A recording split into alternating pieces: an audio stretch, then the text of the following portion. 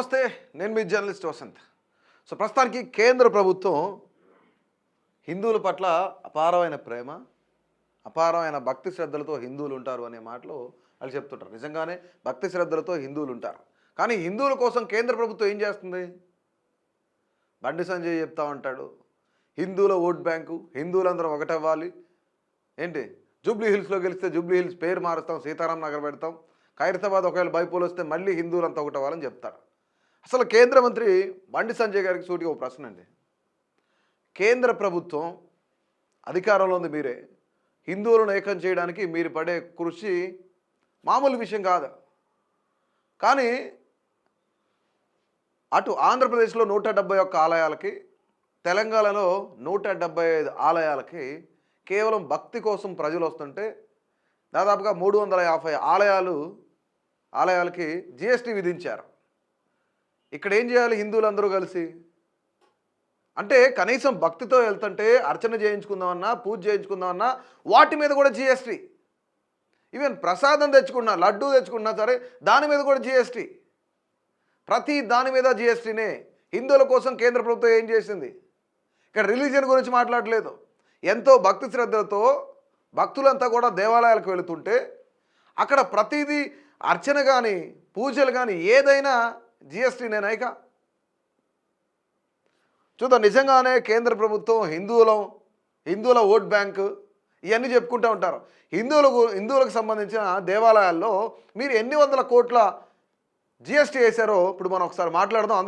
అందరూ కూడా చూడండి, ఈ ఆలయాలపైన జిఎస్టీల ప్రభావం ఏ విధంగా ఉంటుందో కూడా చూడండి. రైట్. సో ఇక్కడ ఆలయ సేవలకు పన్నుల భారం, ఇష్టమైన దైవానికి భక్తితో చేయించే అర్చన, అభిషేకం వంటి సేవలు కూడా ఇప్పుడు పన్ను పరిధిలోకి వచ్చాయి. 2017కు ముందు ఇవన్నీ మన దేశంలో జిఎస్టీ ఉండేది కాదు, కేవలం వ్యాట్ ఉండేది. ఆ వ్యాట్లో కూడా దేవాలయాల మినహాయింపు ఇక్కడ. రైట్. ఇక్కడ చూడండి, అర్చన చేయించుకున్నా, అభిషేకం చేయించుకున్నా, కుటుంబ సభ్యులు బంధుమిత్రులకు ప్రసాదం కొనుగోలు చేసిన జిఎస్టీ చెల్లించాల్సిందే. 2017లో జిఎస్టీ అమల్లోకి వచ్చినప్పటి నుండి ఈ పన్నులు అమలవుతున్నాయి. అంతకుముందు వ్యాట్ విధానంలో ఆలయాలకు మినహాయింపు అనేది ఉండేది. దీనిపైన భక్తులు తీవ్ర అసంతృప్తి వ్యక్తం చేస్తున్నారు. అసలు ఆలయాలకు జిఎస్టీ ఏంటి? ఒక లడ్డూ తయారీకి కావాల్సిన ముడి సరుకులు ఏవైతున్నాయో, నిత్యావసర సరుకుల నుంచి అవన్నీ కొంటారు. జీడిపప్పు కానీ, బాదం కానీ, లేదంటే ఇలాంటివన్నీ కూడా. కానీ దానిపైన ఆల్రెడీ ట్యాక్స్ వేస్తున్నారు. మళ్ళీ లడ్డూ కొనుగోలు చేయాలన్నా, లడ్డూ అమ్మాలన్నా సరే దేవాలయాలపైన ట్యాక్స్ వేస్తున్నారు. ఇక్కడ డబుల్ ట్యాక్స్ అవుతుంది. దేవాలయాలు అడిగేది అదే, మేము ఆల్రెడీ లడ్డూ తయారీకి సంబంధించిన ముడి సరుకులకి మేము ఆల్రెడీ జిఎస్టీ పే చేస్తున్నాం కదా, మళ్ళీ లడ్డూ కోసం జిఎస్టీ ఏంటి? రైట్. ఇప్పుడు కేంద్ర ప్రభుత్వం ఇది నిజంగానే కేంద్ర ప్రభుత్వానికి హిందూ భక్తుల మీద, హిందువుల మీద నిజమైన ప్రేమ ఉంటే ఇటు చేస్తుందా? దేవాలయాల మీద నిజమైన ప్రేమ ఉంటే ఇలా చేస్తుందా? ఇంకో కొన్ని భయంకరమైన విషయాలు ఏంటంటే, అయోధ్య రామ మందిరం 400 కోట్ల రూపాయలు జిఎస్టీ కట్టింది. మనందరికీ, భారతదేశంలో ఉన్న హిందూ బంధువులందరికీ కూడా అయోధ్య రామ మందిరం అంటే ఒక ఎమోషన్, రామ జన్మభూమి అంటే ఒక ఎమోషన్. కానీ రామ జన్మభూమికి సంబంధించిన ట్రస్ట్ కూడా, ఆ దేవాలయం ట్రస్ట్ కూడా 400 కోట్ల రూపాయలు పన్నుల రూపాయలు కట్టారు. 270 కోట్ల రూపాయలేమో జిఎస్టీ, మరొక 130 కోట్ల రూపాయలేమో ఇతర పన్నులు కట్టారనమాట. సో ఇక్కడ తెలంగాణ ఆలయాలకు నోటీసులు పంపించారనమాట. ఇక్కడ గత 8 ఏళ్లుగా కొనసాగుతున్న బకాయిలు చెల్లించాలని ఇక్కడ వాణిజ్య పన్నుల శాఖ అధికారులు నోటీసులు జారీ చేశారు. దీంతో దేవాదాయ శాఖ అధికారులు దిక్కుచోచని స్థితిలో ఉన్నారు. నోటీసులు అందిన ప్రముఖమైన ఆలయాలు చెప్తున్న తెలంగాణలో ఇక్కడ యాదగిరిగుట్ట లక్ష్మీనరసింహస్వామి ఆలయానికి నోటీసు వెళ్ళింది, వేములవాడ రాజరాజేశ్వరి స్వామి ఆలయానికి వెళ్ళింది, భద్రాచలం శ్రీ సీతారామచంద్ర స్వామి ఆలయానికి వెళ్ళింది, కొండగట్టు ఆంజనేయ స్వామి ఆలయం, కొమరవెల్లి మల్లన్న బాసర సరస్వతి ఆలయాలు, ఈ ఆలయాలన్నిటికీ నోటీసులు వెళ్ళి ఎందుకు గత 8 ఏళ్ళ నుంచి మీరు జిఎస్టీ పెండింగ్ ఉంది, ఆ జిఎస్టీ 100 కోట్లు ఉన్నాయి, అవన్నీ కట్టండి అని చెప్తున్నారు. ఇదే నా కేంద్ర ప్రభుత్వం హిందువుల మీద చూపించే ప్రేమ?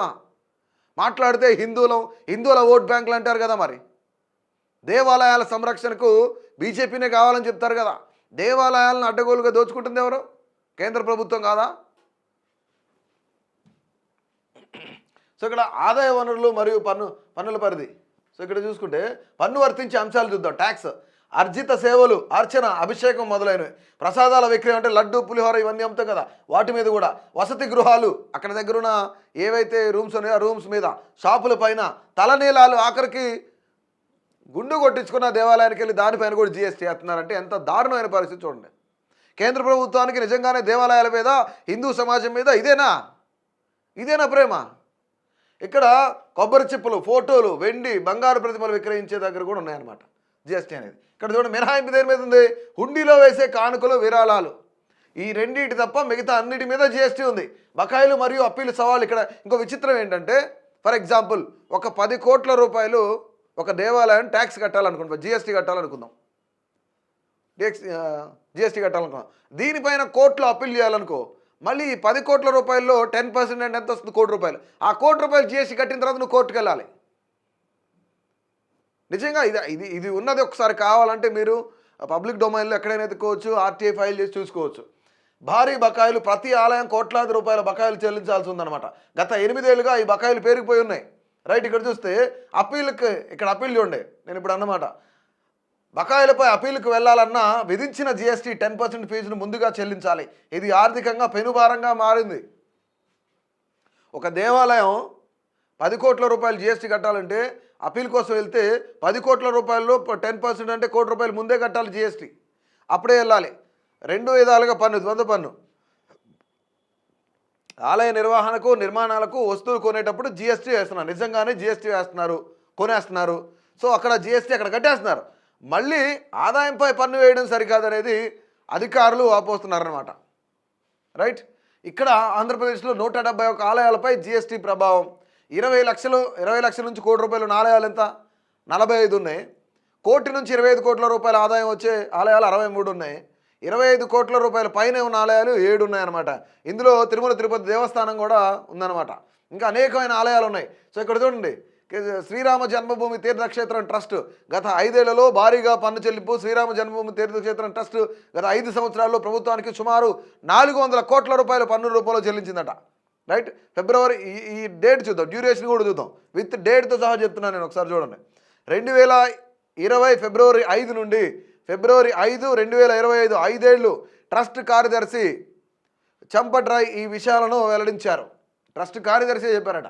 రైట్, రామ మందిరం ట్రస్ట్ పన్నుల విభజన మొత్తం చూస్తే 400 కోట్ల రూపాయలు, జిఎస్టీ 270 కోట్ల రూపాయలు కడితే ఇతర పన్నులు 130 కోట్ల రూపాయలు కట్టిందన్నమాట. మొత్తం పన్నులో 67.5% వాటా జిఎస్టీ ఉంది. జిఎస్టీ అధికంగా కట్టాల్సి వస్తుంది.